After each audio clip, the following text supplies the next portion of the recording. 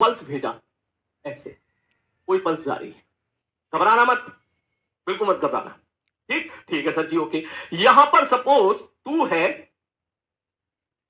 ए वाला पार्टिकल और यहां पे सपोज बी वाला पार्टिकल है तेरा दोस्त।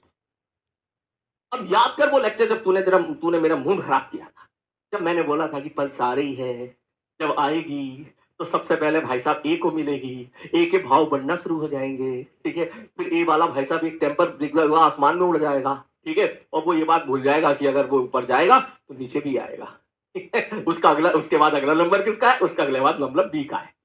अरे बात समझ में, ठीक। तो ये चीज मैं तुझे पहले कहानी बता चुका हूं, आई होप आपको याद होगा, ठीक। जैसी पल्सी वापस आएगी, ठीक है, तो ए वाला सबसे ज्यादा मजा भाई साहब ए वाले का होगा, ए वाले के भाव बढ़ते चले जाएंगे। उसके बाद बी वाला भी अपने मौके की फिराक में होगा। फिर थोड़ी देर के बाद क्या होगा, बोले सर ए वाला जो है हाईएस्ट पॉइंट पर पहुंच जाएगा, ए वाला पीक पर होगा, तो बी वाला क्या होगा, अपनी बारी का इंतजार करेगा। उसके बाद क्या होगा, ए वाले का पत्ता कट जाएगा, फिर ए वाला डाउनफॉल में आ जाएगा, और फिर बी वाला भाई साहब टॉप पे होगा, बी वाला टॉप पे होगा। लेकिन बी वाले को ये कभी नहीं भूलना है कि जो आज उसका है वो कल किसी और का था, और जो आज उसका है वो कल किसी और का होगा। तो थोड़ी देर के बाद क्या होगा, ए भी नीचे आ जाएंगे, बी भी नीचे आ जाएंगे, और फिर भाई साहब पी किसी और पॉइंट के पास चला जाएगा, फिर सी वाला आ जाएगा, फिर डी वाला आ जाएगा।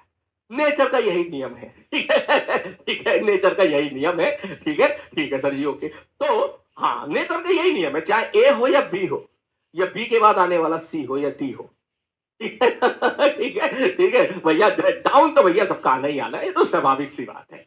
अच्छा तुम प्यार मोहब्बत से सोच रहे हो क्या? मैं तो कुछ और सोच रहा था यार, ठीक है। मैं तो ऐसा सोच रहा था जैसे क्रिकेट मैच में भी अक्सर होता है ना, किसी एक का पीक होता है, फिर उसको जो है धीरे धीरे फिर वो रिटायरमेंट लेते हैं, फिर दूसरा आता है, फिर तीसरा आता है, ठीक है। मैं तो ऐसे सोच रहा था, चल ठीक है, ओके।